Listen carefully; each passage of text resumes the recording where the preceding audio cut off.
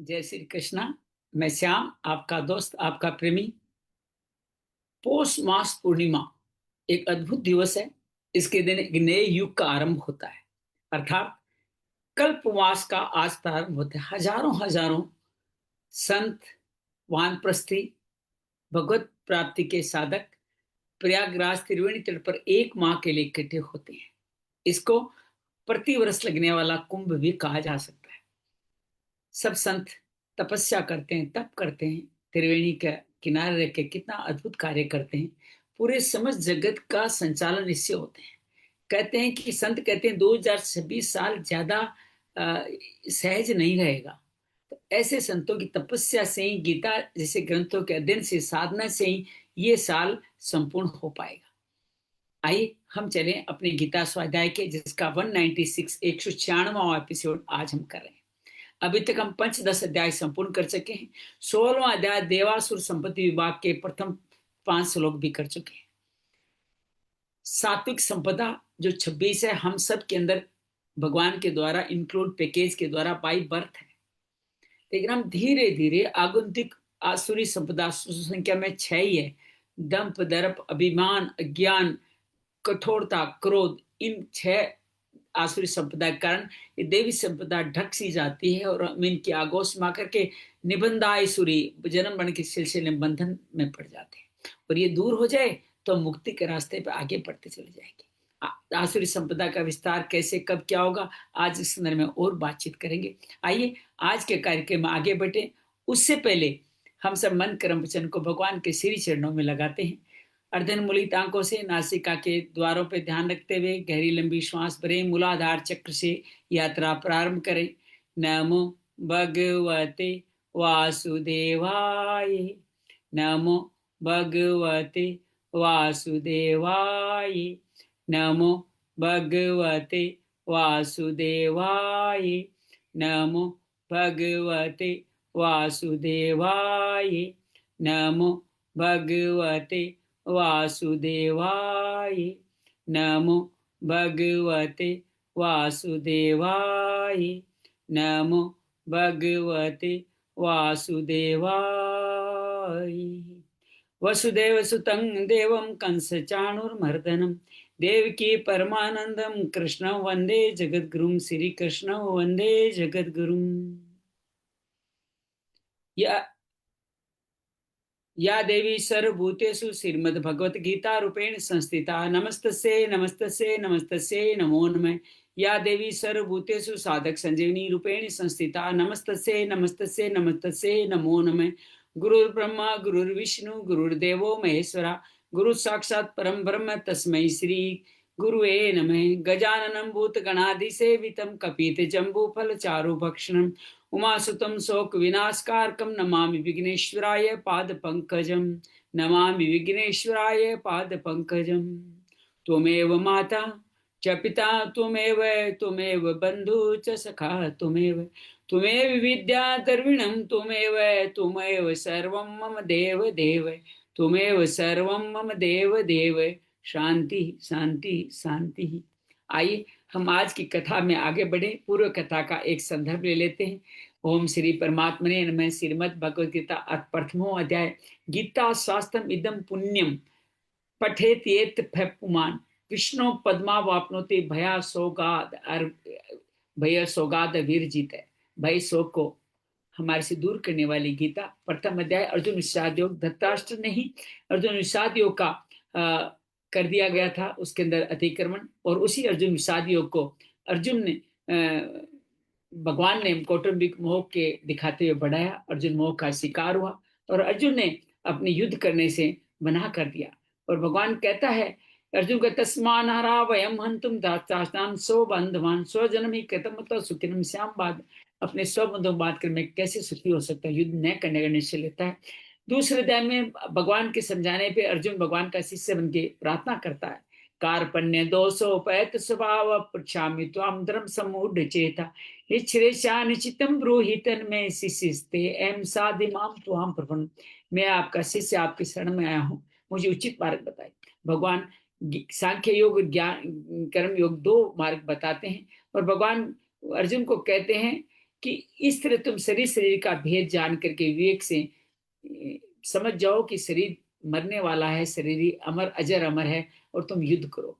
कर्म योग के बारे में कहते हैं, इसमें किया होगा छोटा सा प्रयास भी जीवन में आगे काम करेगा। कर्मण्येवाधिकारस्ते मा फलेषु कदाचन समत्वम योग उचिते योगस्य कर्म सुकौशलम से अनायाम फल पाओगे, मोह कलिलम से मुक्त हो जाओगे, श्रुति भी प्रतिपन्ना से निश्चल बुद्धि के योग योग स्थित प्रज्ञ हो जाओगे। अर्जुन के पूछने भगवान कहते हैं, यथासनर्ते चायं कर्मो अंगानीव सर्वसेन्द्रियाणि तस्य प्रज्ञा प्रतिष्ठा। जो जैसे कछुआ मुसीबत देख के अपने अंगों को सिकोड़ के अंतर्मुखी हो जाता है, वैसे ही प्रज्ञा वाले जिनकी प्रज्ञा प्रतिष्ठित होती है, वो जब भी विषयों की तरफ हमारा बुद्धि जाती है, मन जाती है, उसको अपने अंतर्मुखी कर लेते हैं।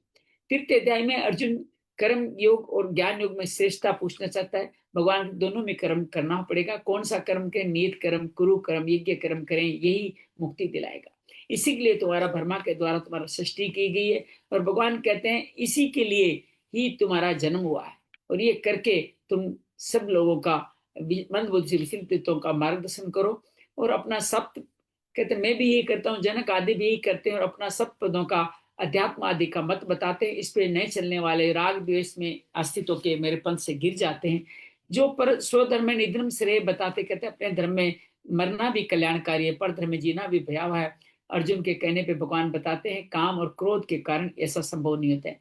आवर्तम ज्ञान मितिन ज्ञानिनो नित्य वेरिना, ये नित्य वेरी काम आपके ज्ञान को आवट कर लेता है, ढक लेता है, और आपको विनाश के रास्ते बढ़ा देते हैं। इसको नष्ट करो। चतुर्थ अध्याय ज्ञान कर्म संन्यास योग में भगवान अर्जुन को निष्काम कर्म की उत्पत्ति सूर्य से बताते हैं, और कहते हैं जब जब धर्म की हानि होती है मैं जन्म लेता हूँ और अपने भक्तों का कल्याण करता हूँ। मेरे जन्म कर्म दिव्य है, वीत राग वैसे क्रोध व्यक्ति ही मुझको बसते हैं, बाकी अपने कामनाओं सिद्धि के लिए देवताओं को बसते हैं। चातुर्वर्ण्य मयाम सिस्टम मैंने रचे हैं, लेकिन मैं इसमें न करता हूँ न कर्म फल में स्पृहा है मेरी। ये सारे मुमुक्षु जानते हैं कर्म क्या है, अकर्म क्या है, विक्रम क्या है। इन सबको जान करके जो नित्य कर्म फलों में संरक्त रहते हैं, निराश चित्तात्मा रहते हैं, अपने जीवन यापन के लिए कार्य करते हैं, वो मुक्त गत संग से मुक्त उक्ति ज्ञान में स्थित होते हैं, और ब्रह्म तप योग यज्ञ आदि 12 यज्ञों का पालन करते हैं, नियत आहार करते हुए वो यज्ञ का अमृत सबको बांटते हैं।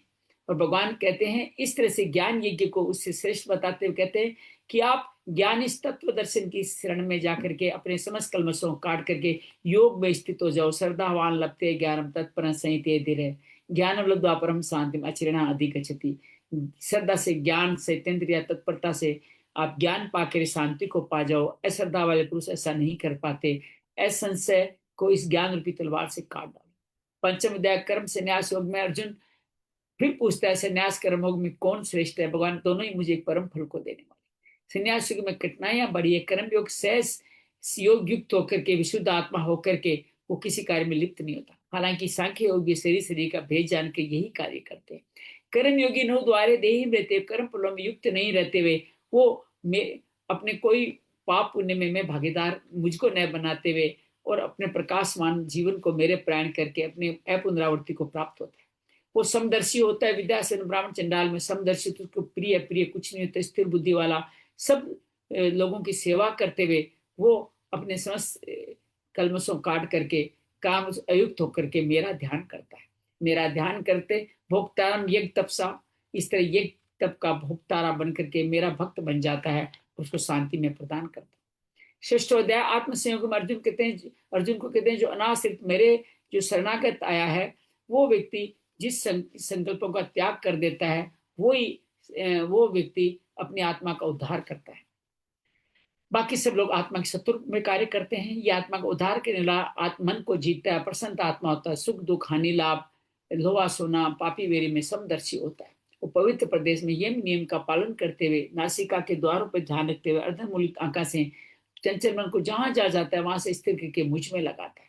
वो युक्त आहार विहार करता है, अर्थात सात्विक खान पान सात्विक जीवन जीता है, और इस तरह से वो अपनी उपमा सूर्य दीपक की लोग ऊपर बढ़ती जाती है। वो अत्यंत सुख पाता है, ज्यादा से ज्यादा हानि लाभ उसको विचलित नहीं करते। विद्या दुख के संयोग का वियोग हो जाता है। सब संकल्पों का अध्ययन करते हुए प्रशांत मन होकर के सब में मुझको देखता है। मैं उसके लिए कभी नहीं होता, सबको मेरी मान के सेवा करता है। अर्जुन कहता है मेरे लिए इतना सहज नहीं है। भगवान कहते हैं अभ्यास कौनते विराग्यन, अभ्यास वैराग्य के रास्ते से आगे बढ़ो और इससे तुम निश्चय ही मुक्त हो जाओगे। अर्जुन के द्वारा दोबारा सवाल पूछने पर अर्जुन भगवान कहते हैं, अंत समय में विस्तृत हो गए तो विनाश नहीं होगा, दुर्गति नहीं होगी। शुचि नाम श्रीमंता गेह के रास्ते से आओगे, या अथा योगी नाम कुले भौतिक रास्ते आओगे। अनेक जन्म संसिद्ध का आप योगी बन के मुझ पे शामिल हो जाओगे। सकाम तपस्वी, सकाम योगी, सकाम कर्मी से योगी श्रेष्ठ है, और जो श्रद्धा से मुझको भजता है श्रेष्ठ योगी तुम बनो, ऐसा मेरा कहना है। सप्तम अध्याय ज्ञान विज्ञान में भगवान कहते हैं कि जो मेरे पे आसक्त है, जो मेरे शरणागत है, उसमें मैं असंशय स्थापित मिट जाए, इसके लिए ज्ञान सहित विज्ञान कहूंगा। ज्ञान मतलब सब कुछ परमात्मा, विज्ञान में परमात्मा सिवा कुछ नहीं है।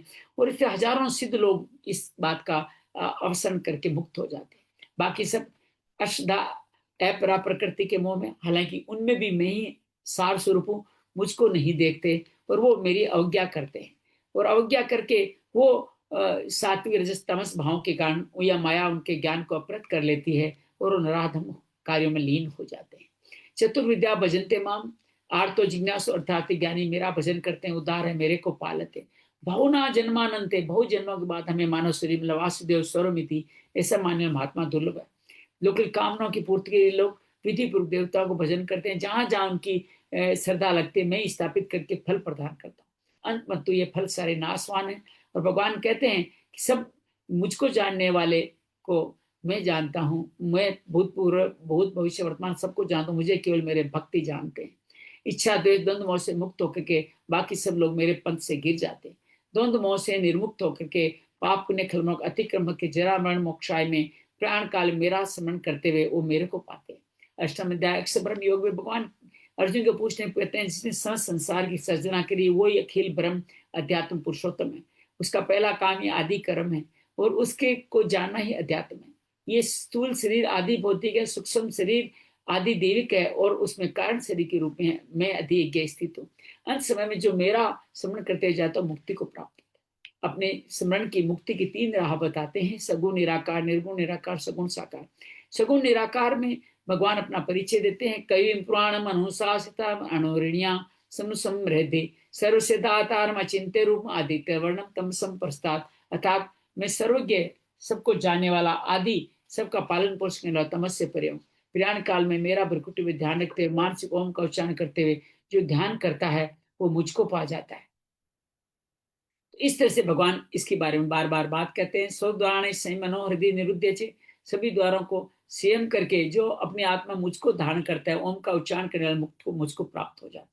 भगवान कहते हैं अनन्य चेता, जो अनन्य भाव से मेरा भजन कर लेता है वो पुनर्जन्म से दुखालय में शाश्वत से अशाश्वत महात्मा बन के महात्मा बन के मेरी परम गति को पाते हैं। हालांकि ब्रह्मा तक सभी लोग पुनरावर्ती वाले लोग हैं, सिर्फ शुक्ल पक्ष में जाने वाले लोग ही पुनरावृत्ति को नहीं प्राप्त होते। इन दोनों गतियों को जानने वाले कभी मोहित नहीं होते।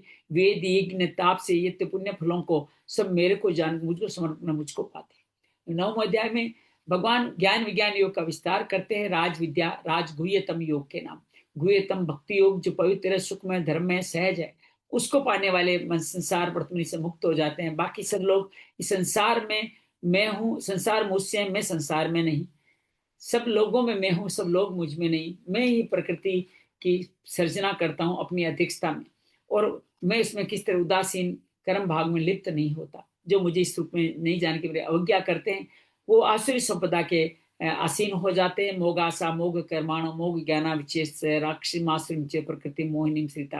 लेकिन देवी संपत्ति वाले महात्मा होते हैं, देवी प्रकृति आश्रिता, उस पर आश्रित अजंत्य भाव से मुझको कीर्त लगातार कीर्तन करते हैं, मेरा दृढ़ व्रत से नमस्कार करते हैं, नित्य मेरी उपासना करते हैं, तो ये देवी संपदा वाले व्यक्ति इस तरह से मेरे जीवन का हिस्सा बनते हैं। तो भगवान देवी संपदा की या कीर्तन करने की महत्व बताते हैं और क्यों बताते हैं कि मैं ही सब जगत का यज्ञ हूँ, करता हूँ, भोगता हूँ, मैं माता पिता हूँ, मैं प्रभु साक्षी निधान में हूँ, मैं सूर्य की तप सूर्य के रूप में तप कर अन्न जल को पकाता हूँ। सब लोग वेदों में लिखे हुए स्वर्ग की कामना करते हैं, सात्विक कर्म करते हैं, विस्तृत समय लंबे समय तक स्वर्ग भोगते हैं, पुनः क्षीण वापस धरती पे आ जाते हैं। देवताओं का भजन जो करते हैं मेरा ही भजन अविधि पूर्वक करते हैं कि सब ये क्या भोगता में हूँ। देवता भजने वाले देवलोग, मुझ तो भजने वाले मेरे लोग जाते हैं, मेरा भजन सहज है। पत्रम पुष्पम फलम त्वयम यत करो शेषनाश, ये जो हो सिरदास, जो भी करो मुझे समर्पित कर दो, मैं सुबह शुभ फले रेव से मुक्त कर मोक्ष कर्म से मुक्त कर दूंगा। सब मेरे को कोई प्रिय प्रिय नहीं, पाप योनि दुराचारी, स्त्रियां, शूद्र, वेश्य, ब्राह्मण, क्षत्रिय, जो भी मेरा एक बार वचन करने का निश्चय लेता है वो महात्मा बन जाता है। कैसे करें? मन मनाओ भव मत भक्तो मध्याजी मान नमस्करो माँ में शक्ति उत्तम आत्मान मत प्राण, मेरे भक्त बनो, मेरे नमस्कार को, मेरे मित्र हो जाओ। 10वें अध्याय में भगवान फिर कहते हैं कि तुम्हारे हित की बात कामना से मैं इस सुंदर वचन कह रहा हूँ। मेरे इस प्रभु पर लेको ऋषि और देवता भी नहीं जानते। जो ऐसा जानते हैं सब पापों से मुक्त हो जाते हैं। अपनी 20 विभूतियों के बारे में बताते हैं। ये 20 विभूतियां भी देवी संपदा ही है। इस तरह भगवान ने कई जगह देवी संपदा यहाँ पे बताई है। अपनी सृष्टि संरचना के बारे में बताते हैं और कहते सबका प्रभव परलय मेरे से होते। मच्चिता मदगत प्राणा बोध यंतम परस्परम, मेरे में चित लगाओ, मेरे प्राण करो, मेरी कथाओं का स्वर्ण कथन करने वाले मुझको पाते हैं। वो भक्ति पूर्वक में उनको समता वाला योग पर ज्ञान दीपक से रोशन कर देता। अर्जुन कहता है परम परम परम पवित्र आप यहाँ, आप ही आदि देव हैं। आपको जो आप कहते हैं वही देव ऋषि नारद वगैरह कहते हैं। दानव देवते आपके बारे में नहीं जानते, स्वयं आप ही अपने आप को जानते हैं। भूत भावन भूतेश देव देव जगत पते पुरुषोत्तम, अपनी समस्त विभूतियों जिससे मैं आपका चिंतन कर सका मुझे बताइए, विस्तार से कहिए। भगवान कहता है मेरी विभूति अनंत है, मैं प्रधानता से कह पाऊंगा। अहम आदिस मध्य भूतना मंत्र, सबका आदि मध्य अंत, सब भूतों की चेतना में मैं स्थित हूँ। समस्त व्यक्तियों की सर्वश्रेष्ठ वस्तु जितनी भी है वो सब मुझसे ही संभव है। श्रीमद भूति तत्स्वम श्रीमद अर्जित में वा तत्देवाकृष्टोम तत्मित्य जो संभव, मेरे ही तेज के अंश से ही समस्त विशिष्ट वस्तुएं, व्यक्ति, परिस्थितियां जो दिखाई देती है सब मेरी विभूतियां ही जानो। इसे ज्यादा मैं क्या कहूँ। 11 अध्याय में अर्जुन कहता है मद अनुग्रह है, मेरे पे अनुग्रह करके आपने जो ज्ञान दिया उससे मेरा मोह नष्ट हो गया। अब मैं आपके विश्व रूप को देखना चाहता हूँ। अगर ये मेरे द्वारा देखे जाना सक्षम है तो कृपया मुझे दिखा दीजिए। भगवान दयालु है, कहते हैं पश्चिम में पार्थ रूपाणी देखिए, अपने में सारे संसार को दिखाते हैं। अर्जुन चरण चक्षु से नहीं देख पाता तो उसे ज्ञान चक्षु प्रदान करते हैं, दिव्य चक्षु प्रदान करते हैं। संजय जिसको प्राप्त है वो देखता है। महायोगेश्वर अपना विरोध रूप दिखाया, अनेक व्यक्त नयनम वाला और हजारों सूर्य प्रकाश ज्यादा एक शरीर में समस्त जगत को विभक्त देखे अर्जुन रोमांचित हो गया, भयभीत होकर प्रार्थना करता है कि पश्चाम देवांश देव देवे, आपकी देव में समस्त जगत परिस्थिति ब्रह्मा विष्णु महेश को देख रहा, अनेक बहादुर वक्त नेत्र वाले चतुर्भुजधारी अशासक धर्म गोप्ता अनादि मध्य अनंत वीर्यम आप हो। आपके अंदर देवता भयभीत होकर प्रवेश कर रहे हैं। आपके उग्र रूप को देख करके सभी सिद्ध लोग चकित हो रहे हैं। रुद्र आदित्य बहुभक्त ने बहुदृष्टा समस्त तीनों लोग में व्यथित बह रहा हूँ। प्रसिद्ध देवे जगत निवास प्रसन्न हो जाए। आपके अंदर मेरे पांडव सेना धृतराष्ट्र के पुत्र भीष्म द्रोण कर्ण सभी प्रवेश करते जा रहे हैं। जैसे नदियां समुद्र की तरफ जाती, पतंगा अग्नि की तरफ जाता है और आप उनका घर्षण कर रहे हैं। अर्जुन की प्रार्थना इस श्लोक से संपूर्ण करता है। आख्यामी में को भगवान उग्र रूपो नमोस्तुते देवर प्रसिद्ध विघ्नात्म इच्छाते पवन तम आद्यम नहीं प्रजानामि तम प्रवृत्तम। आप किस कार्य को प्रवृत्त हुए मैं नहीं जानता, आप कौन है मैं नहीं जानता, आप अपना परिचय प्रदान करें।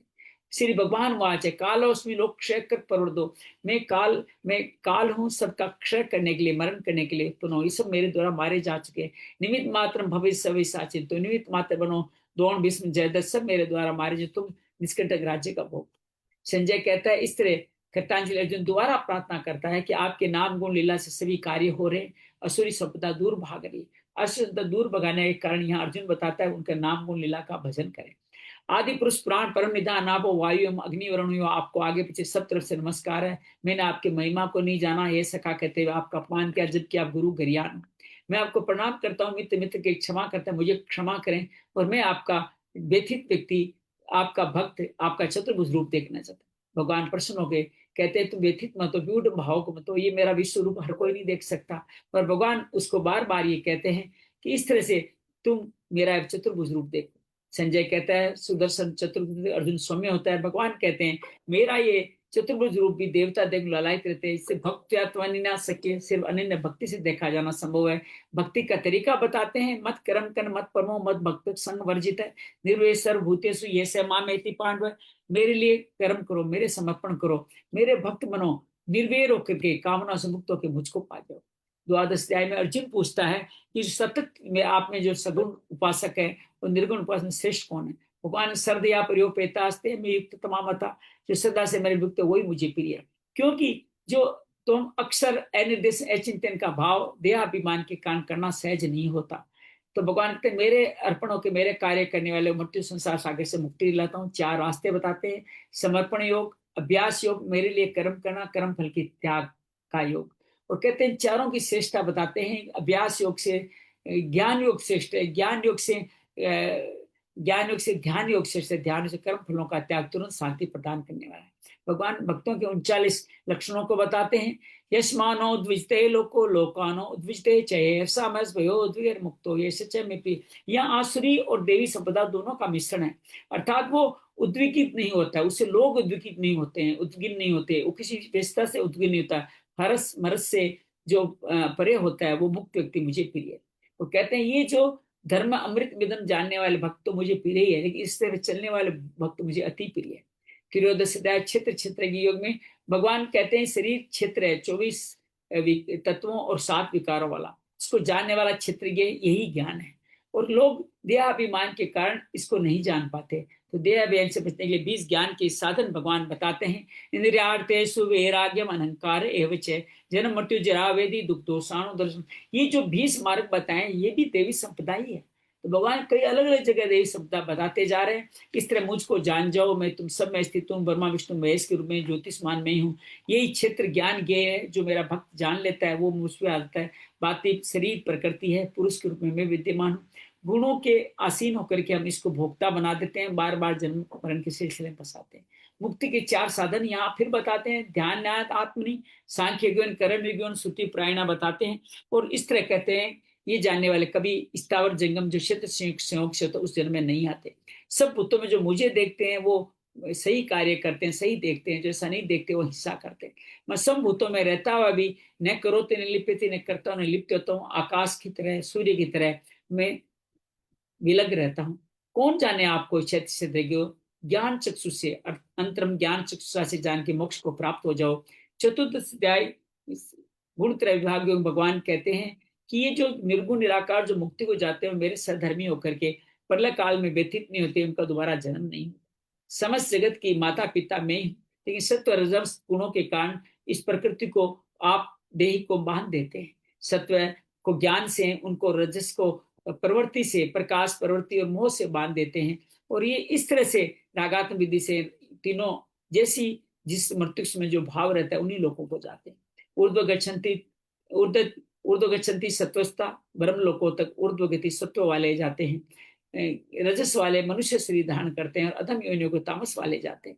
गुणातीत व्यक्ति ही मुक्ति पाते हैं। अर्जुन को पूछते हैं, भगवान कहते हैं प्रकाश संच प्रवृत्ति च मोह में चा पांडव, अर्थात सत्व का प्रकाश नहीं, प्रवृत्ति रजस के नहीं, मोह तमस का नहीं, वो व्यक्ति उदासीन होकर के सम दुख स्वस्थ होकर के मान अपमान में तुल्य भाव रखते हुए वे बेचारी भक्ति से मुझ में आस्थित हो जाए, वही ब्रह्म में स्थापित हो। 5-10 अध्याय पुरुषोत्तम योग में ऊर्ध्व मूल मगज शाखा भगवान अपना परिचय देते हैं। सबका मूल में हूँ, ये शाखाएं अनंत लोक तक गुण प्रबुद्धा विषय प्रवलोकता बढ़ती जा रही है। इस बंधन से मुक्ति का तरीका असंख्य सस्ते दृढ़ चित्त वैराग्य ही हासिल करें और इस परम पिता की खोज करें। करने से फायदा निर्माण मोह अजित संग दोषा हो गए। सूर्य चंद्रमा प्रकाश अग्नि से मैं सशक्त हूँ। सब लोगों के भीत में अंदर रहता हूँ। ममे वासो जीव लोके, लेकिन इस मन सष्टानी इंद्राणी कारण लोग मुझसे दूर चले जाते हैं। जैसे वायु गंध को दूर ले जाती है, ये सब मन सष्टा इंद्रिय ना जीवात्मा को मुझसे दूर ले जाती है। सातों पांचों विषयों में होकर के उत्क्रामंतम वो भुंजानम गुणा के आधार पर होकर के वो मुझको नहीं ज्ञान चक्षुओं से ही देख पाएंगे। भगवान कहते हैं इस तरह से भगवान अपना परिचय और फिर देते हैं कि जगत भाष्यते अखिलम, अर्थात सूर्य चंद्रमा अग्नि मेरे से प्रकाशित है। चंद्रमा से औषधियों का पोषण पृथ्वी धारण करने का, और मैं पंच जठराग्नि रूप में सबका भोजन पकाने कार्य करता हूँ। और मैं सबके हृदय में हृदय से निविष्ट रहता हूँ। मेरे से बुद्धि स्मृति ज्ञान उस संशय का नाश होता है। मैं ही वेद हूँ, मैं ही वेद को जानने योग्य हूँ, मैं वेद को जानने वाला हूँ। क्षर पुरुष पुरुषोत्तम 3 के युक्ति बताते हैं। ये नाशवान अनित्य शरीर अक्षर है, इसमें रहने वाला निर्विकार कूटस्थ अक्षर है, और उन सबसे कुछ अलग है जो पुरुषोत्तम में हूँ। जो सक्ष अतीत है, पुरुष से उत्तम है, वही सब पुरुषोत्तम है। वो जो इस तरह से मुझको जान जाते हैं वो मेरे को सर्वभाव से मेरा स्मरण करते हैं। यही गुह्यतम शास्त्र है। यही से आप पाप से मुक्ति पाओगे। यदि से कर्तकृत से प्राप्त कर्तव्य और भक्तव्य के लोग, तीनों लोग भक्ति योग ज्ञान योग कर्म मुझसे पा जाओगे। आइए षोडश अध्याय में प्रवेश करते हैं। षोडश अध्याय का हम अध्ययन करते हैं। तो चलिए पहले 12 श्लोक सरला पढ़े, फिर 12 कोई नहीं आएगा तो हम पढ़ेंगे। 12 श्लोक सरला पढ़ने की कृपा करें।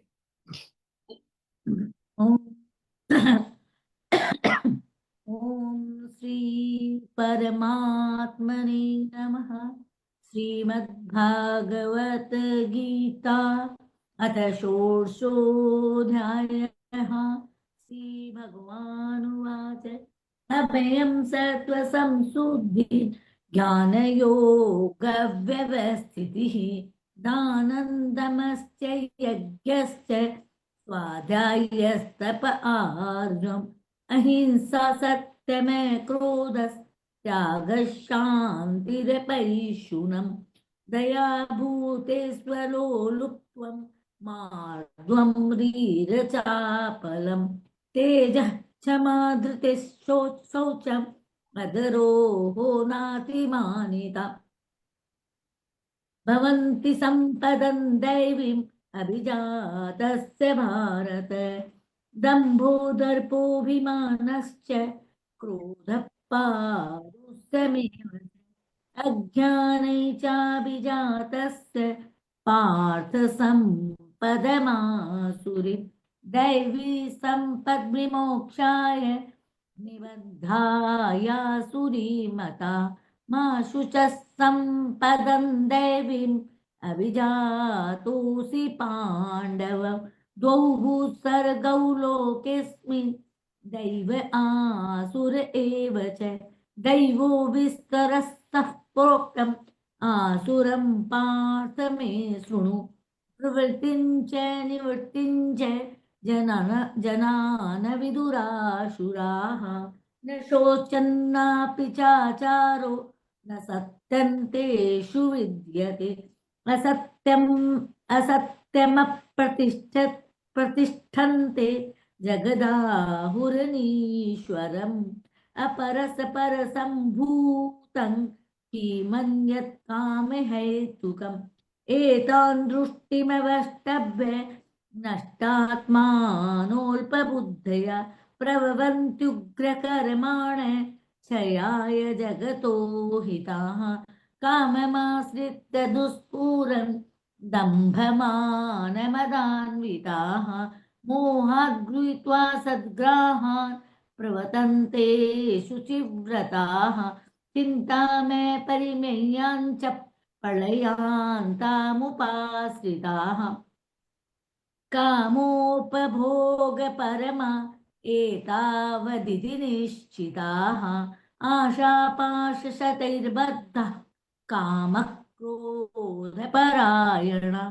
इहन्ते कामभोगार्थम् अनुयायनार्थसैच्छियान् इदमद्मया लब्धम् इमं प्राप्स्ये मनोरथम् इदमस्तिम् अपि मे भविष्यति पुनर्धनम् असो मया हतः शत्रुर्हनिष्ये चापरानपि ईश्वरोऽहम् अम्भोगी सिद्धोऽहम् बलवान् सुखी आढ्योऽपि जनवान् अस्मि कौन्योऽस्ति सदृशो मया यक्षतास्यामि मोदिष्ये इत्ते ज्ञानविमोहिता अनेक चित्त विभ्रांता मोहजाल समावृता प्रसक्ता काम भोगेषु पतन्ति नरके असुचो आत्मसंभाविता स्तप्ता धनमानमदान्विता जन्ते नाम यज्ञस्ते दम्भेना अविधिपूर्वकम् अहंकारं बलं दर्पं कामं क्रोध च संसिता मामात परदेहेषु प्रदिशन्तो अभे सुविका दानं द्विषतः क्रूरान् संसारेषु नराधमा क्षिपा में छस्त्रम अशुभान आसुर शिवेव योनिषु आसुम योनि मापन्ना मूढ़ा जन्मनि जन्मनि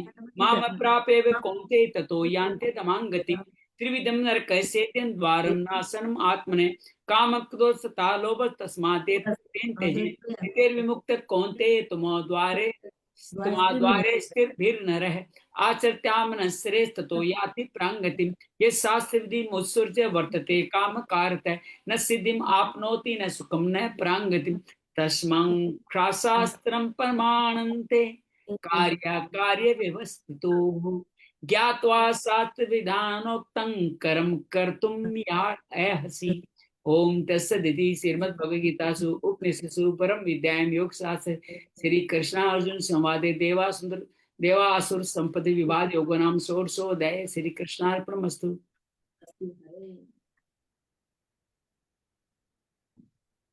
हरिये नमः हरिये नमः। आइए हमारे इस षोडश अध्याय का अब संदर्भ लेते हैं। प्रथम श्लोक में भगवान अपनी 26 जो इनबिल्ट संपदा है उनके बारे में बताते हैं। अभयम, भय का अभाव, सत अंतःकरण की अत्यंत शुद्धि, ज्ञान के लिए योग में दृढ़ स्थिति, सात्विक दान, इंद्रियों का दमन, यज्ञ, स्वाध्याय, कर्तव्य, कष्ट सहना, शरीर मन की वाणी की सरलता, ये सब 11 पहले श्लोक बताते हैं। अगले श्लोक में भगवान 19 के बारे में और बताते हैं और कहते हैं कि ये सब तुम्हारे अंदर है। अहिंसा, सत्य भाषण, क्रोध नहीं करना, संसार की कामना का त्याग, अंतःकरण में राग द्वेष जनित हलचल का न होना अर्थात शांति, चुगली न करना, प्राणियों पर दया करना, संसारिक विषयों में न ललचाना, अंतःकरण कोमलता, अकर्तव्य करने में लज्जा, ये ध्यान रखिएगा, ये लज्जा बहुत महत्वपूर्ण है अकर्तव्य करने में, चपलता का भाव, ये सारी 20 संपदाएं इन 2 श्लोकों में बताते हैं। 30 श्लोक में बाची हुई 6 संपदा, तेज, क्षमा, धरती, अर्थात तेज, क्षमा, स्वभाव आपका तेज हो, क्षमा हो, धरती हो, धैर्य धारण करने की शक्ति हो, शरीर की शुद्धि हो, पैर भाव का न होना, नाती मान्यता, मान को न चाहना, ये सभी देव संपदा को प्राप्त मनुष्य का लक्षण है। अर्थात लक्षण सब में है, लेकिन ये जब दिखने लग जाते हैं तो साधु संत सन्यासी बन जाता है, उसके बारे में बात की जाती है। और भगवान चतुर्थ श्लोक में इन आसुरी संपदाओं का वर्णन करते हैं जो आगंतुक है, जो बाई दिवे आ जाती है। तो इन आसुरी संपदाओं का वर्णन भगवान करते हैं। दंभ, दर्प, अभिमान, क्रोध, कठोरता, अज्ञान, ये 6 तरह की आप आसुरी संपदा बताते हैं जिनसे आपका जीवन को आप सॉल्यूशन कर, इनसे मुक्ति पाने के लिए हम पूरे जीवन में प्रयास करते रहते हैं। तो भगवान कहते हैं आसुरी संपदा को प्राप्त मनुष्य के ये लक्षण है, अर्थात उन पर देवी संपदा अब ढक गई है, आसुरी संपदा ही अब विकसित है, उनके लक्षण है। और कल हमने पढ़ा कि ये देवी संपदा किसके लिए, ये मुक्ति के लिए। हमारे अपने भगवान ने मुक्ति का सामान हमारे अंदर भेज रखा है, हम उसको पालन नहीं करें तो मुक्ति के लिए तरसते रहे। और आसुरी संपदा बंधन के लिए। और साथ में पांडव को, अर्जुन को यह आश्वासन देते हैं कि तुम चिंता मत करो, तुम आसुरी संपदा वाले हो, तुम चिंता मत। कि हम सबको आश्वासन भगवान दे रहे हैं कि हम सब देवी संपदा वाले हैं, आसुरी संपदा हम पे नहीं है, इसलिए हम चिंता नहीं करें, हम सब मुक्ति के रास्ते पे देर से देर जाने वाले हैं। ये भगवान इस श्लोक में विस्तार से बताते हैं किस तरह अवगुण और गुण किस तरह से कार्य करते हैं, अवगुण गुणों को ढक लेते हैं और गुण दिखाई नहीं देते। तो बड़ा सुंदर तरीके से इसमें बहुत सुंदर बताया गया है, काफी लंबा विस्तृत था जिसके अंदर बहुत सुंदर तरीके से भगवान ने कार्य किया। और एक बड़ी सुंदर कहानी भी बताई थी जिसके बारे में हम लोग समय मिलने पे बातचीत करेंगे, किस तरह से वो कहानी बताई थी उसके बारे में ही करें। तो आरंभ से अच्छी शिक्षा नहीं मिलने से आसुरी प्राणी क्या करना चाहिए क्या नहीं करना चाहिए, शरीर की शुद्धि अशुद्धि क्या होती है, खान पान क्या शुद्ध होता है क्या शुद्ध होता है, बड़े छोटे कैसा व्यवहार करना चाहिए कैसा नहीं करना चाहिए, ये सब नहीं जान पाता, यही अज्ञान है और ये आसुरी संपत्ति उत्पत्ति का साधन है। 7वें श्लोक से आइए पढ़ना शुरू करें। छठा हमने कर लिया था ना कल, छठा नहीं किया, हाँ एक ही किया। नया नया लग रहा है मेरे को, छठे में किया नहीं। हाँ, चलो छठे से नहीं शुरुआत किया। करते हैं। छठे बहुत अद्भुत है छठा श्लोक, उसके शुरुआत करते हैं। छठे श्लोक भगवान कहते हैं सत्कर्मों से मुक्त हुए आसुरी संपत्ति मनुष्य दुराचार और मनोरथों का फल से वर्ण। अर्थात आपने अपने आसुरी संपदा को विकसित कर लिया, देवी संपदा को ढक दिया, अब आपको क्या मिलने वाला है। दो भूत सर्गो लोकेस्मिन देव आसुर एव च देव विस्तृत प्रोक्त आश्रम पार्थ में सुनो। अर्थात इस लोक में 2 तरह के प्राणियों की सृष्टि है, एक देवी एक आसुरी। देवी को तो मैंने विस्तार से बता दिया और आसुरी को तुम विस्तार से सुनो। 2 भूत सर्गो लोकेस्मिन देव आसुर एव च, अर्थात आसुर के विस्तार वर्णन करने के लिए उसका भगवान उपक्रम करते हैं। 2 तरह का प्राणी समुदाय, एक आसुरी एक देव है। तात्पर्य प्रमाण, प्राणी मात्र परमात्मा प्रकृति दोनों का अंश है। परमात्मा का चेतन है, प्रकृति का जड़ है। और चेतन से परिवर्तन जड़ अंश के सम्मुख आ जाता है, आसुरी संपत्ति आ जाती है। और जड़ प्रकृति विमुक्त होकर केवल परमात्मा के सम्मुख आता है तो देवी संपत्ति। कितना सहज है कि आप जड़ से दूर हटो तो देवी संपदा में आ जाओगे, और देवी संपदा संसार में जाओ तो आसुरी संपदा में चले जाओगे। देव नाम परमात्मा का, परमात्मा प्राप्ति जितना भी सद्गुण सचार सब साधन करते हैं सब देवी संपदा है। जिससे भगवान नित्य है, साधना संपत्ति भी नित्य है। भगवान ने परमात्मा प्राप्ति के साधन अवयव अर्थात अविनाशी का इमम विश्वते युगम प्रोक्तवानम अवयव ये कहा गया। 2 भूत सर्गों में बहुत सबसे मनुष्य देवता असुर राक्षस पिशाच पशु पक्षी कीट लता सभी संपूर्ण स्थावन जंगम प्राणी लिए जा सकते हैं। परंतु आसुर स्वभाव का त्याग करने की विवेक शक्ति किसमें, सिर्फ मनुष्य। बाकियों में भी है लेकिन त्याग करने की क्षमता किसमें, सिर्फ मनुष्य में। मनुष्य को आसुर स्वभाव का सर्वथा त्याग करना चाहिए, त्याग होते देवी संपदा स्वतः प्रकट हो जाएगी। दोनों मनुष्य में देवी संपत्ति, दोनों संपत्ति रहती है। मानस में कितना सुंदर कहा गया है, सुमति कुमति सबके उर रही, नाथ पुराण निगम अस कही। सब में सुमति क्या है? देवी संपदा। कुमति क्या है? आसुर समता। हम सबके बीच में अंदर है, यही पुराण निगम सब कह रहे हैं। क्रूर से क्रूर कसाई में भी दया होती है, चोर से चोर में भी साहूकारी होती है। देवी संपत्ति से कोई रहित हो ही नहीं सकता। जीव मत परमात्मा का अंश है। देवी संपत्ति स्वाभाविक है, आज संपत्ति अपनी बनाई हुई है। सच्चे अध्यय से परमात्मा तक चलने वाले साधु को आज निरंतर खटकती है, बुरी लगती है, उसको दूर करने का प्रयत्न करते हैं। पर लोग भजन स्मरण के साथ आशु संपत्ति का पोषण करते रहते हैं, अर्थात कुछ भजन स्मरण नित्य कर्म आदि भी कर लेते हैं, संसारिक भोग संग्रह में सुख लेते हैं और उसे आवश्यक समझते हैं कि वास्तव में साधक नहीं किए जा सकते। कारण कुछ देव स्वभाव, कुछ आश्रय स्वभाव तो नीच से नीच प्राणी में स्वभाव। क्या सार की बात कही इसमें कि हम सब ग्रंथ पढ़ते समय भी थोड़ी बहुत आसुरी संपदा का कभी कभार अटक जाते हैं, तो ये कल्याणकारी नहीं है। क्यों कल्याणकारी नहीं है? कि बुरे से बुरे व्यक्ति में कुछ तो देवी संपदा होती है ही है।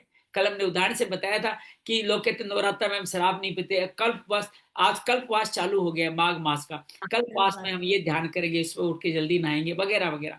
तात्पर्य थोड़ी बहुत देवी संपदा सब में होती है, तो फिर इसमें कौन सी बड़ी बात है? आपने अगर देश नस्ता असुर संपत्ति किया तो कल्याण नहीं होता। इस तरह से एक विशेष ध्यान की बात है, अहंता के अनुरूप प्रवृत्ति होती है, प्रवृत्ति के अनुसार अहंता की दृढ़ता होती है। जिसकी अहंता में सत्यवाद में ऐसा भाव होगा वो सत्य बोलेगा, सत्य बोलने से निष्ठा दृढ़ हो जाएगी, फिर कभी असत्य बोल ही नहीं सकेगा। और जिसकी अहंता में संसार के भोग करना, संग्रह करना मेरे काम है, ऐसे भाव को सो झूठ कपट करते देरी नहीं लगेगी, उसके ये भाव दृढ़ हो जाएगा। बिना झूठ चपट के किसी का काम नहीं चल सकता। कहते हैं ना, बिना रिश्वत दिए लिए काम नहीं चल सकता। ये क्या है? आश्रित संपदा का हम पे प्रभाव है।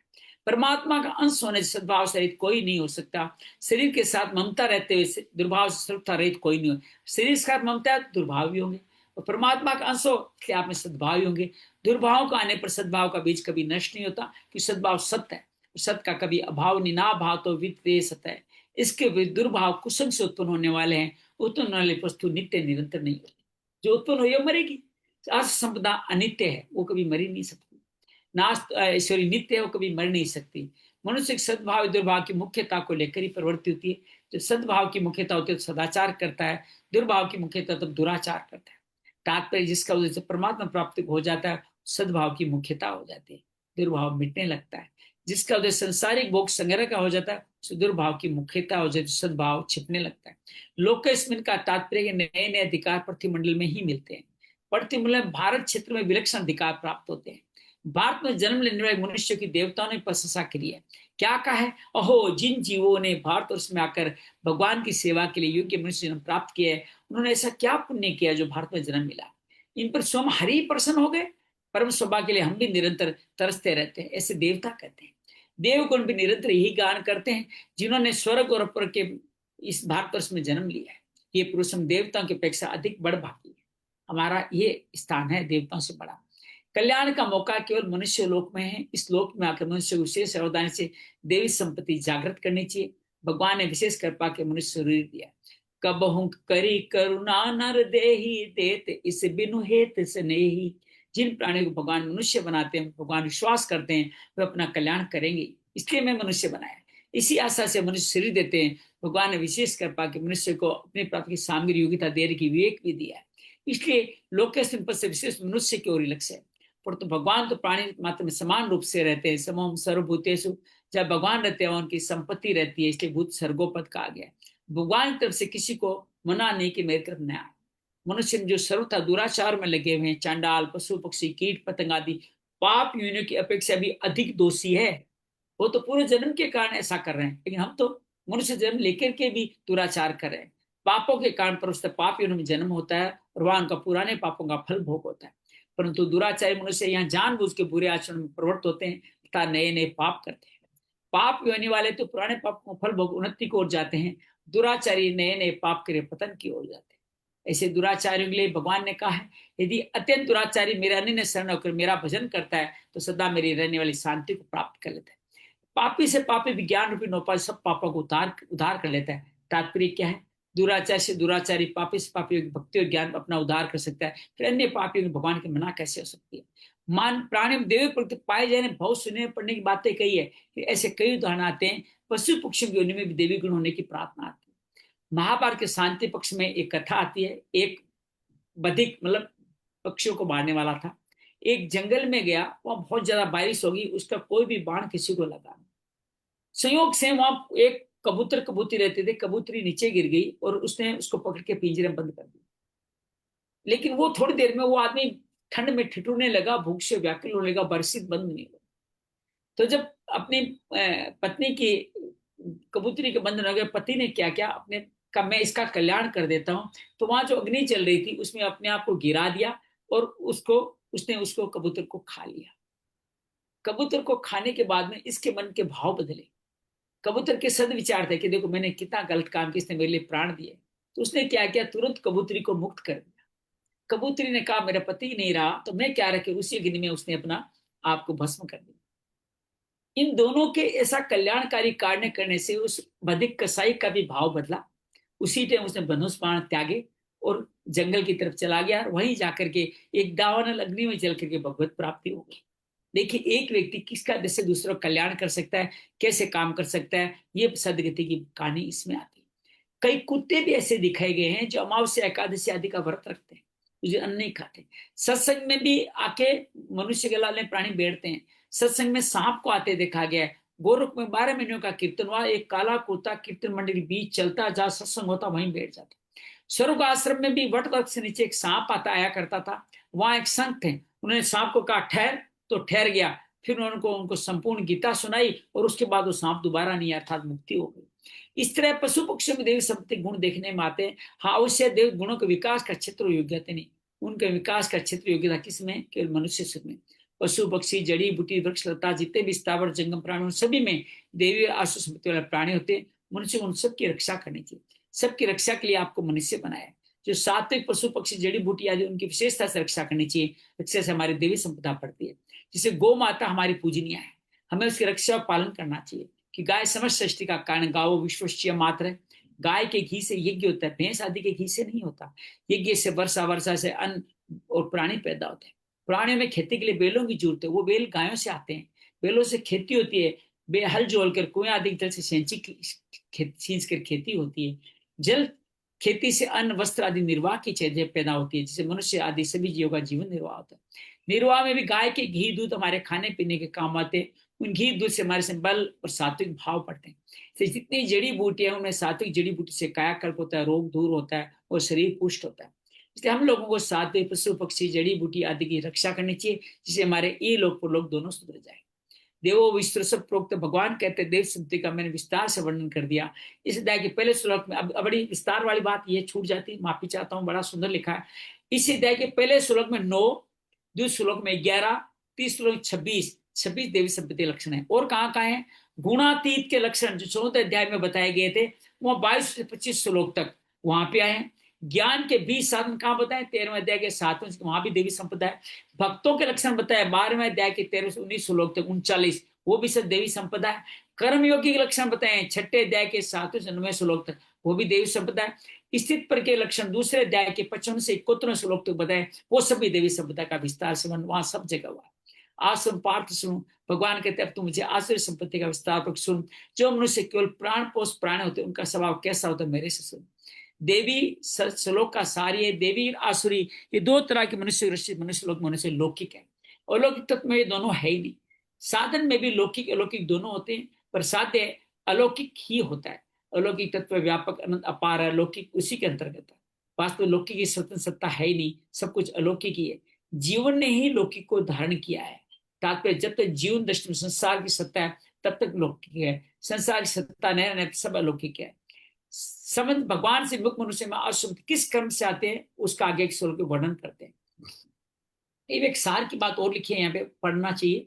आरंभ में अच्छी शिक्षा न मिलने से आसुरी प्राणी क्या करना चाहिए क्या नहीं करना चाहिए, शरीर की शुद्धि क्या है, शुद्धि क्या होती है, खान पान क्या शुद्ध अशुद्ध होता है, बड़े छोटे का कैसा व्यवहार क्या चाहिए कैसा नहीं करना, वाणी आदि का सत्य असत्य, इन सब बातों को नहीं जानता। अच्छी शिक्षा के अभाव में प्रवृत्ति निवृत्ति को, सोच को, सदाचार को, सत्य को नहीं जानते। कल हमने सोच के बारे में बात की थी अंजलि। एक और बात जो साउथ में बहुत बड़ी है, हम धीरे धीरे भूलते जा रहे हैं कि घर में प्रवेश करते समय पैर धोकर के घर के अंदर आए। बाहर की जो असुचिता है, बाहर के जो भाव है, जो ही धोते हैं पैरों को, वही बाहर के बाहर रह जाते हैं। और इस धोने के जो एक पल ठिठकते हो, दिन भर की चिंता भी आप वहीं दरवाजे में छोड़ देते हो तो और आप मुक्त होकर के घर के अंदर प्रवेश करते हो। तो ये पैरों को धोने का क्रम हमारे शहरों में छूट गया है। लेकिन एक अच्छी बात बताऊं मैं आपको, आजकल ऐसे वॉश बेसिन आ रहे हैं जिसके अंदर नीचे भी जगह होती है, जहाँ पे गर्म ठंडा पानी आता है, पैर वहां धुल जाते हैं। हो सके तो घर के मुख्य द्वार पे जहाँ आपका पाउडर रूम हो, वहां ऐसा वॉश बेसिन लगाए। मैं भी लगाने का प्रयास कर रहा हूँ, जहाँ पे आप आते ही पैर सोते ही धो लें। आप आजकल धुलाने तो कोई आने वाला है नहीं, धुलाएगा तो पानी कहाँ जाएगा, सारा कीचड़ हो जाएगा। तो आप ऐसा वॉश बेसिन घर में लगाए जिसमें ऊपर भी जगह है और नीचे भी जगह है, अर्थात ऊपर हाथ धो लीजिए, नीचे आप पैर रखे और टूटी चलाइए, पैर धुल जाएंगे। तो ये शुचिता भी जीवन में धारण करें तो बहुत अद्भुत काम हो जाएगा। ये बात संयोग से आपके सामने रखने का अवसर मिला, तो ये काम करें। तो हमें नासिक का आश्रय लेके पतन का कारण नहीं बनना है। श्लोक 7 में भगवान कहते हैं अवश्य संपदा वाले क्यों इतने कष्ट पाते हैं। परवर्तिंच नैवर्तिंच जना न विदुरा असुरा न शोचनापि चाचारो न सत्यम तेसु विद्यति। आसुरी प्रकृति वाले लोग क्या आते हैं, किस क्या करना चाहिए, प्रवृत्त होना चाहिए, और क्या नहीं करना चाहिए, निवृत्त होना चाहिए, इसको नहीं जानते। उनमें न तो सोच बाह्य शुद्धि है, न श्रेष्ठ आचरण, न सत्य पालन, तीन चीजें नहीं है। क्या, एक तो परवर्ती निवृत्ति को नहीं जानते, एक सोच नहीं है, दूसरा श्रेष्ठ आचरण नहीं है, और सत्य पालन नहीं कर पाते। परवर्तिंच निवर्तिंच जना नवि दूसरा। आज के उच्छृंखल वातावरण, खान पान शिक्षा आदि के प्रभाव से, ये संत ने कब कहा था पता है आपको? ये सन 2000 में, आज से 25 साल पहले कहा होगा शायद, या उससे और पहले कहा होगा। तो इसके पहले तब भगवान ने लिख दिया। 25 सालों में स्थिति कितनी बिगड़ गई है सोचिए। मनुष्य प्रवृत्ति निवृत्ति होता है, किससे प्रवृत्त होना चाहिए, किससे निवृत्त होना चाहिए नहीं जानता है, और जानना चाहते भी नहीं। कोई उसको बताना चाहिए, उसकी मानते नहीं। घर में आप बच्चों को बताओ ये नहीं करना, वो मैं ये सब फालतू बातें, आजकल कौन मानता है इन चीजों को। तो वो मानते हैं, हंसी उड़ाते हैं, उनको मूर्ख समझते हैं, अभिमान के अपने को बुद्धिमान समझते हैं। कुछ लोग प्रवृत्ति उनको जानते भी है, उन पर आश्रमता विशेष प्राप्त होने से उनकी विहित कार्य प्रवृत्ति, निश्चित कार्य निवृत्ति खुद को जानते भी हैं, करना क्या है नहीं करना क्या है। लेकिन इतनी आश्रित संपदा का आगोश होता है कि वो कर ही नहीं पाते, जो छोड़ना उसको छोड़ नहीं पाते। तो इस कारण सबसे पहले आश्रित कहाँ आती है? प्रवृत्ति और निवृत्ति को नहीं जानने से। परवर्त निवृत्ति कैसे जाना जाए? इसे गुरु के द्वारा, देखो गुरुदीप हमारे बीच आ चुके हैं, इसे गुरु के द्वारा, ग्रंथ के द्वारा, विचार के द्वारा जाना जा सकता है। इसके अलावा मनुष्य को आपत हो जाए, मुसीबतों पर जब विचित्र घटना आ जाए, विवेक शक्ति जागृत हो जाती है। किसी महापुरुष के दर्शन होने से पूरे संस्कार मनुष्य की वृत्ति पद्धति, ये सारी चीजें पतंजलि योग में बहुत सुंदर लिखी हुई है। तो जिन स्थानों बड़े बड़े प्रभावशाली संत हैं, उन स्थलों तीर्थों में जाने पर विवेक शक्ति जागृत होती है। ये तरीके बताएं, कुछ घटना घटने से, दर्शन होने से, तीर्थ आदि जाने से विवेक शक्ति हर प्राणी में होती है, परंतु पशु पक्षी आदि योनि में इसको विकसित करने का अवसर, स्थान, योग्यता नहीं है। मनुष्य में विकसित करने का स्थान, योग्यता है। पशु पक्षी आदि विवेक शक्ति केवल अपने शरीर निर्वाह तक सीमित रहती है। मनुष्य विवेक शक्ति से अपनापन, परिवार का, अन्य प्राणियों का पालन पोषण कर सकता है, दुर्गुण दुराचारों को त्याग कर सकता है, सदगुण संचारों को ला सकता है। मनुष्य सर्वथा स्वतंत्र है क्योंकि ये साधन ही होनी है, परंतु पशु पक्षी स्वतंत्र नहीं है क्योंकि भोग्य होनी है। जब मनुष्य खाने, देखिए आज की डेट में, कल संत एक कह रहे थे कि आज भी पशुओं की तरह आप भोग में लगे तो आप फिर पशुओं में फर्क क्या रहेगा? ये भोग, बार बार भोग में लगे रहोगे तो आप भले ही मानव स्वरूप धारण किए हो, आप पशु का ही जीवन जी रहे हो और पशु ही बनने वाले हो। ये बातें ध्यान रखें। जब मनुष्य खाने पाने विशेष प्रति रहती है, कर्तव्य अकर्तव्य का होश नहीं रहता, ऐसे मनुष्य पशुओं की देवी शक्ति छिपी रहती है, सामने नहीं आती। ऐसे मनुष्य भगवान ने जना पद दिया है, अर्थात वे भी मनुष्य कहलाने लायक है कि उनमें देवी शक्ति प्रकट हो जाती। विशेष बात क्या है? जना से लेके नराद मान पद तक 20 श्लोक में भगवान ने मनुष्यवाचक शब्द नहीं कहा। तात्पर्य मनुष्य शब्द त्याग करने की, देव शब्द धारण करने की योग्यता है, तभी मनुष्य होकर भी देव शब्द धारण न करके शब्द बनाए रखते हुए मनुष्य कहलाने लायक ही नहीं है। पशुओं से, नारी के प्राणियों से भी गए बीते हैं। पशु और नारी के प्राणी तो पापों का फल भोगकर पवित्रता, बड़ी सुंदर बात है। हम अगर अशुद्ध जा रहे हैं, हमारा कहाँ जा रहे हैं? अधोगति। हम कहाँ रहे हैं? नीचे की तरफ जा रहे हैं, पशु योनि में। और पशु क्या कर रहे हैं? अपने उस भोग करके वो मनुष्य की तरफ जा रहे हैं। तो श्रेष्ठ कौन हुआ? आश्रित संपत्ति वाले पुरुष से तो भोग योनि वाले पशु श्रेष्ठ हैं कि वो अपना भोग, योनियों का भोग करके वो संभवतः ही मनुष्य जाति में जाने वाले हैं। तो इस तरह भगवान कहते हैं कि नए नए पाप बटोर के पशु नरकों की तरफ जा सकता है। दुर्गति का वर्णन आगे 16-19 श्लोक में करेंगे। भगवान ने आश्रम में जितने लक्षण बताए, पशु आदि का विशेषण नहीं देंगे, अशुभवान नराधमान विशेषण दिया है। कारण पशु आदि इतने पापी नहीं है कि दर्शन से पाप ही नहीं लगता, पर आश्रित मनुष्य जो विशेष पाप होते हैं उनके दर्शन से भी पाप लग जाता है, अपवित्रता आती है। इसी 22 नर पद देकर ये बताते हैं, जो काम क्रोध लोभ रूपी नर के द्वारा नारों से छूट कर अपने कल्याण का आचरण करता है वही मनुष्य कहलाने लायक है। 5वें अध्याय के 23 श्लोक में नर पद से इसी बात को पुष्ट किया है। न सोचम न अपि चाचार न सत्यम तेसु विद्यति। प्रवृत्ति निवृत्ति को न जानने से अर्श स्वभाव में शुद्धि अशुद्धि का ख्याल नहीं रहता, सांसारिक बर्ताव का व्यवहार का भी ख्याल नहीं होता, माता पिता बड़े बूढ़ों के साथ कैसा बर्ताव करना चाहिए कैसा नहीं करना चाहिए इसको जानते नहीं, सत्य नहीं होता, असत्य बोलते हैं, आचरण भी सत्य करते हैं। इन सब का तात्पर्य क्या है? ये पुरुष असुर है। खाना पीना आराम से ना, मैं जीता रहा हूँ, संसार का सुख भोगता रहा हूँ, संग्रह करता हूँ, उद्देश्य सोच आचार सदाचार दृष्टि जाती नहीं। भगवान दूसरे अध्याय के 44वें श्लोक में बताया गया, वैदिक प्रक्रिया के अनुसार संसारिक भोग और संगम लगे मनुष्य में भी परमात्मा प्राप्ति एक निश्चय नहीं होता, कारण आश्रित संपदा का अंश रहने से शास्त्र जिज्ञात कर्म पुरुष भी परमात्मा एक निश्चय नहीं कर पाते। तब जिन पुरुषों में आश्रित संपदा विशेष बढ़ी हुई है, जो भोग संग्रह में लगे हुए हैं, उन्हें परमात्मा निश्चय होना कितना कठिन है। मानस क्या कहता है? पाप बंद कर सहज स्वभाव भजन मोर ते भाव न काऊ। जो ही आश्रित संपदा आती है विवेक लुप्त हो जाता है, भोग के प्राण मस्त में क्या करना चाहिए क्या इसको नहीं जान पाता, निष्ठा लौकिक नहीं होती, अलौकिक तो होने से दूर रह गई, निष्ठा नरक में ले जाने वाली होती है। आश्रम मनुष्य पिंड प्राण पोषण प्राण, क्या सुंदर शब्द है, P P P P 4P याद कीजिएगा। पिंड प्राण पोषण प्राण, ये शरीर पिंड का पोषण प्राणी करते हो, 4P वाले आसुरी प्रवृत्ति बताए। इसलिए वे अपना सुख आराम अपना स्वार्थ देखते हैं, जिससे अपने को सुख मिलता दिखे उसी में उनकी प्रवृत्ति होती है, जिससे दुख मिलता दिखे स्वार्थ सिद्ध होता नहीं दिखे उसमें उनकी निवृत्ति होती है। अर्थात दुख मिलता दिखता है ना, स्वार्थ सिद्धि नहीं होती उससे उनकी निवृत्ति होती है, सुख में ही प्रवृत्ति करते हैं। वास्तव में प्रवृत्ति निवृत्ति में शास्त्रीय प्रमाण है, 16वें अध्याय में 24 श्लोक में कहेंगे। कारण आसुर मनुष्य की प्रवृत्ति निवृत्ति शास्त्रों को लेकर नहीं होती, आश्चर्य कारण वे शास्त्र की बात सुनते ही नहीं, अगर सुन भी लें तो उसको समझ ही नहीं सकते। ये तो करते आत्मानो नैनम पश्चिम चेत से, ये बात भगवान पहले के वो मुझको देख ही नहीं पाते। सब संबंध क्या है? जहां सत्कर्मों में प्रवृत्ति नहीं होती वहां सत्भावों का भी निरादर होता है, अर्थात सद्भाव दबते चले जाते हैं। अब इसको 8वें श्लोक में फिर बताएंगे। असत्यम प्रतिष्ठम ते जगदाहुरन ईश्वरम अपस्पर संभूतम किन्यम किम्यत काम अहेतुकम। ते वे कहा करते हैं कि जगत संसार असत्य बिना मर्यादा के है, अन्य से बिना ईश्वर के अपने आप केवल स्त्री पुरुष के संयोग से पैदा हुए। ये कौन कहता है? आसुरी संपदा वाले ज्ञान बांटते हैं कि संसार तो स्त्री पुरुष के संयोग से पैदा हुआ है, कोई मर्यादा की जरूरत नहीं है, असत्य। बहुत सारे लोग विश्व में ऐसे लोग हैं साहब जिन्होंने ऐसे ऐसे क्लब बना रखे हैं जहां सिर्फ नेक्ड ही नंगे ही जा सकते हैं, ऐसे ऐसे पर्यटन स्थल बने हुए। अब सोचिए किस किस तरह की अशुद्धि सोच आसुर क्षमता के कारण वो कामना के कारण ही सब कार्य करते हैं। दुख की बात यह है कि इससे भी उठ गए हैं, अब काम तो करते हैं लेकिन संतान उत्पन्न नहीं करते। तो ये भोग की परिकाष्ठा है। आज के जमाना के युवा अपने संतान भी उत्पन्न नहीं करना चाहता ताकि भोग में उसकी सामग्री कम न पड़ जाए, समय कम न पड़ जाए। ये क्या है? आसुरी संपदा नहीं तो और क्या है? आपके घर में के बेटे बहू इस तरह का आचरण कर रहे हैं, उनके लिए आप प्रार्थना कीजिए उनका कल्याण हो जाए। वो आसुरी संपदा को प्राप्त है, उनका कल्याण होने वाला है, ऐसा गीता ने कहा है। काम ही इसके स्वर कोई कारण नहीं है, ऐसा वो कहते हैं। असत्यम, आसुरी स्वभाव वाले पुरुष क्या करते हैं? जगत असत्य है, इनमें किसी कोई बात सत्य नहीं है। जितने भी यज्ञ दान तप स्वाध्याय तीर्थ वर्ष शुभ कर्म किए जाते हैं उनको भी सत्य नहीं है, उनका तो बहकावा मानते हैं। अप्रतिष्ठम जगदाहुरन ईश्वर, संसार में आस्तिक पुरुषों की धर्म ईश्वर परलोक आदि में श्रद्धा होती है, पुनर्जन्म में श्रद्धा होती है, इसलिए वो ऐसे कर्म करते हैं जन्म अच्छा हो। मरने के बाद जो जन्म होता है वह चाहे मृत्यु लोक में हो किसी अन्य लोक में, चाहे मनुष्य पशु पक्षी किसी अन्य विषय में, सब परलोक ही कहे जाते हैं।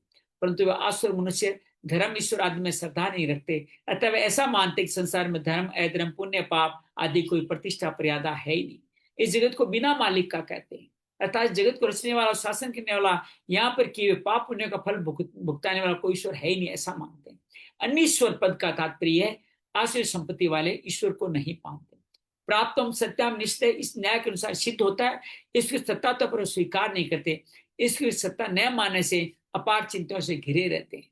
पर ईश्वर की सत्ता को मान उसके आश्रित निर्देश समता में निश्चिंत तो निर्भय रहते हैं। अपर समतम किमियत काम काम अहेतुकम, वे कहते हैं स्त्री को पुरुष को स्त्री की कामना हो गई है, अतः इन दोनों के पर संयोग से संसार पैदा हो गया, इसलिए काम ही संसार का हेतु है।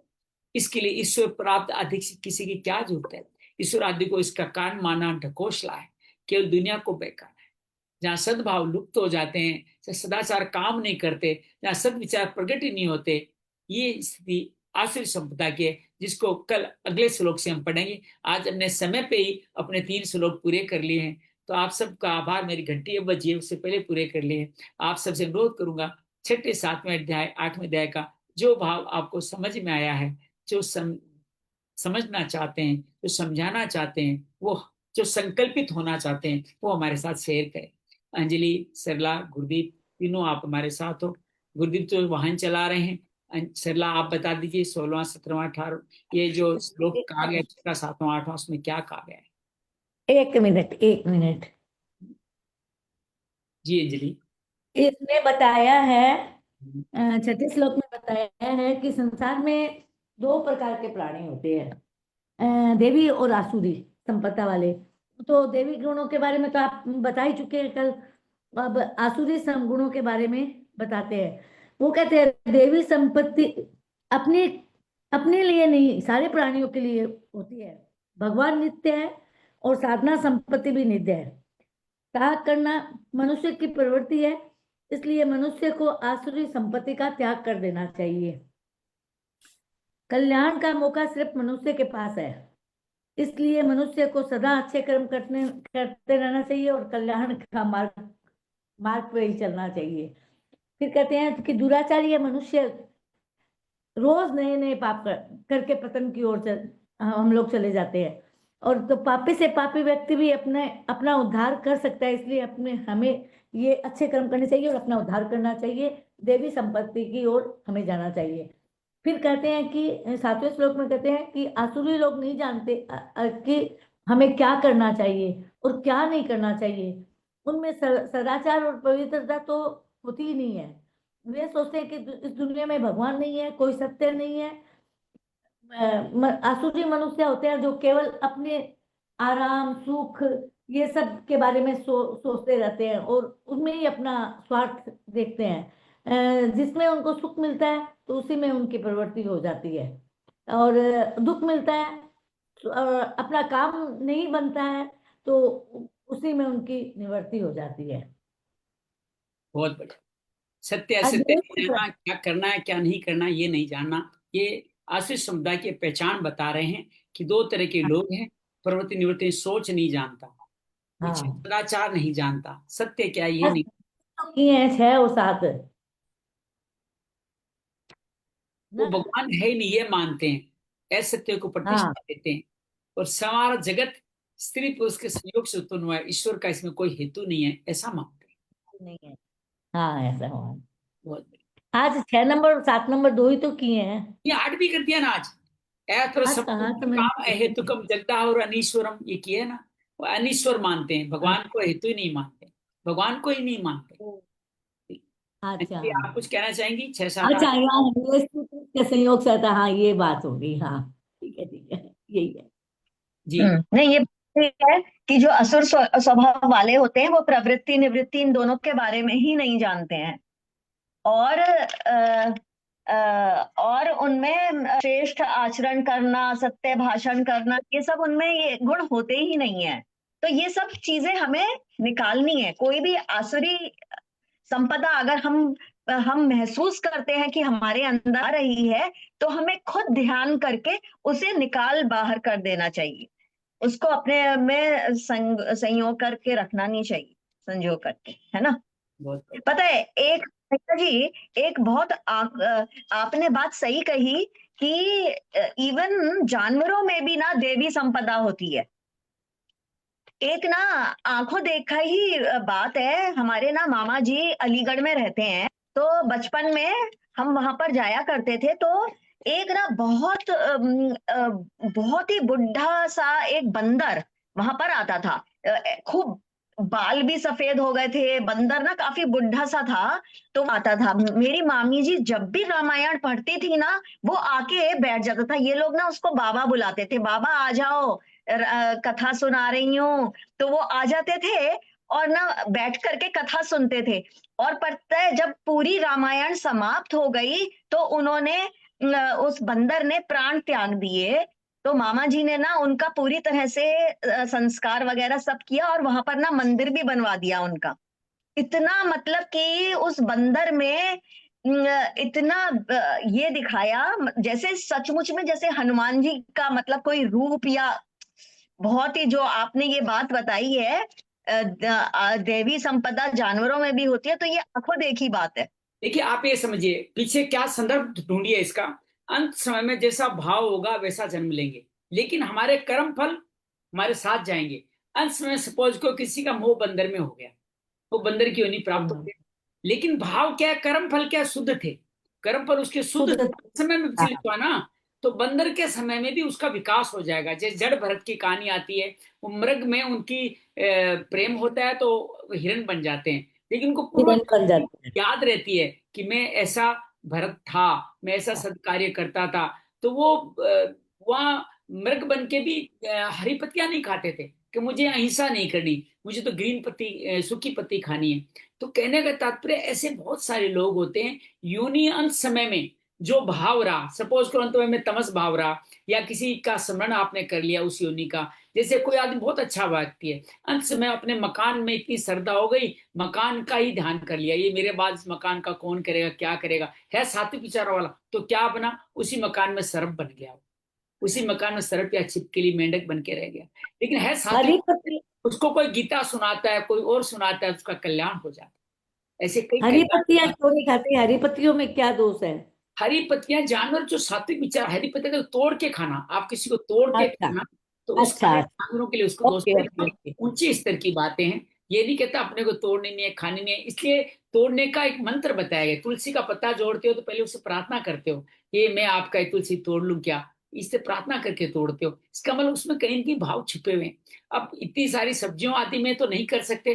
तरीका है कि जब पत्तियां घर में आए खाने के लिए, उसका अच्छी तरह प्रक्षालन करें, उसकी शुद्धि करें, तो फिर उसको तो नमस्कार करके भोजन करें कि आपने हमारे लिए अपना प्राण त्यागा है और आप मेरा कल्याण कर रहे हैं, मैं आपके लिए कृतज्ञ हूं, ऐसा भाव ले आए तो भी कल्याण हो जाएगा।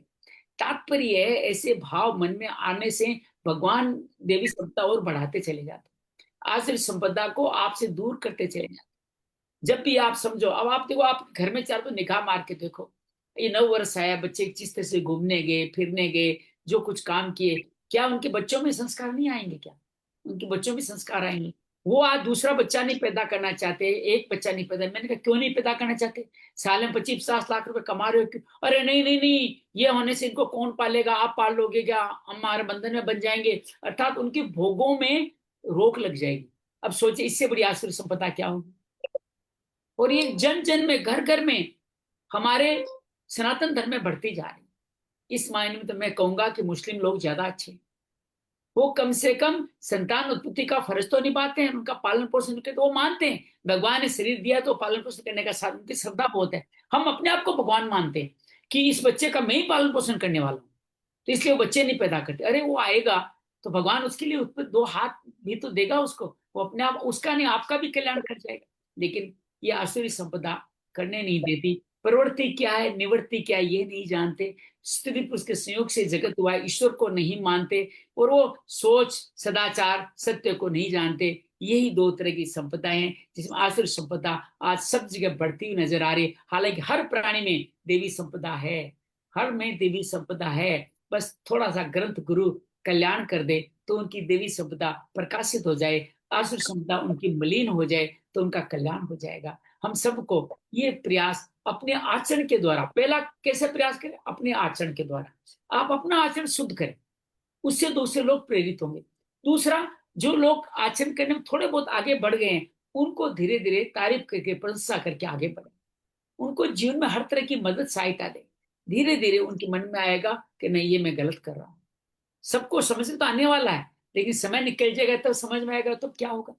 अगर ये 30 से 40 साल की उम्र में समझ में आ जाता है तो जीवन का कल्याण बहुत सुंदर तरीके से होता है। चलिए, बहुत बहुत धन्यवाद, बहुत बहुत आभार। आइए थोड़ा आंख बंद करके इन श्लोकों को समझने का प्रयास करते हैं।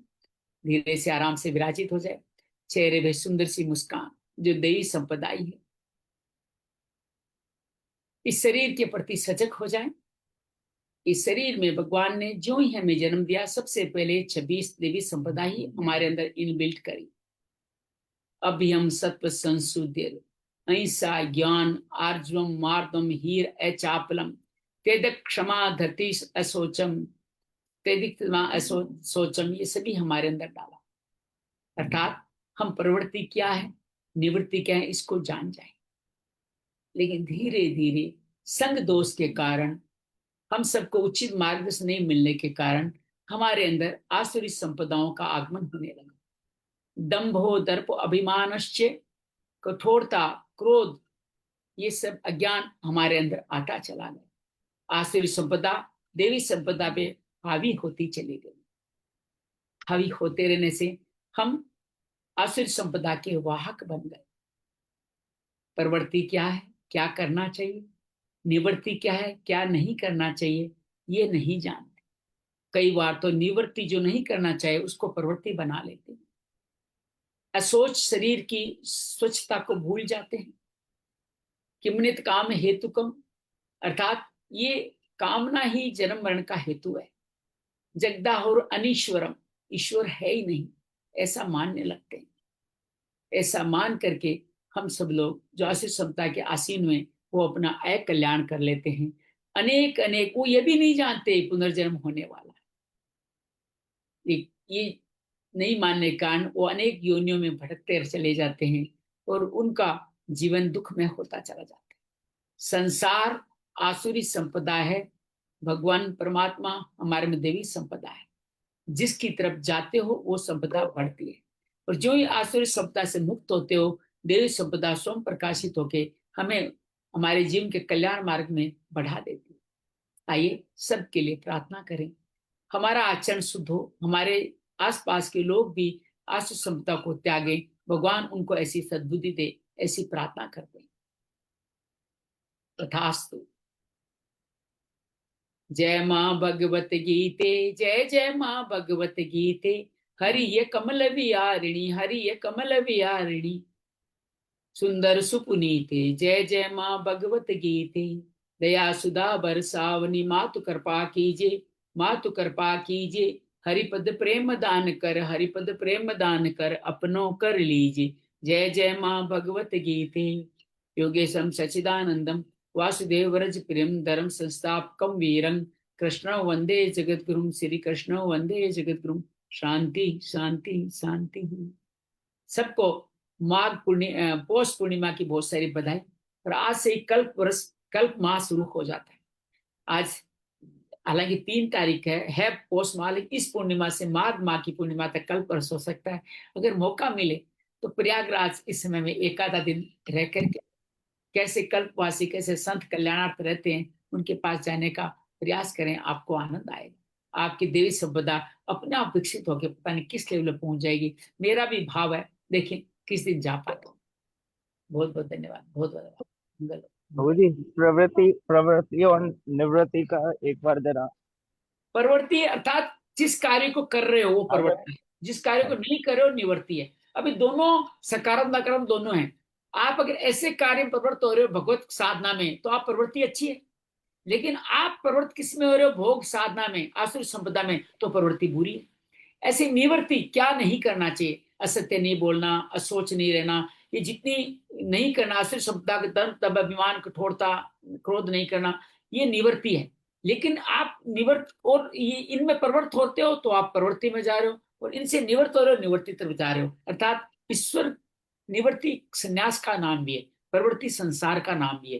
प्रवृत्ति मतलब संसार भोगों की तरफ आना, और निवृत्ति का मतलब है इस भोगों से दूर परमात्मा की तरफ जाना। प्रवृत्ति आसुरी संपदा है, निवृत्ति आपकी देवी संपदा है। सार स्वरूप आप ये मान सकते हो।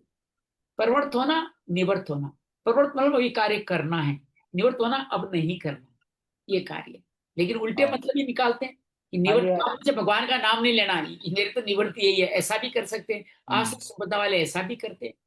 प्रवृत्त, अरे हाँ मैं प्रवृत्त हो गया हूँ, किसमें, देवी संपदा में, तो भोगों में प्रवृत्त हो गया हूँ।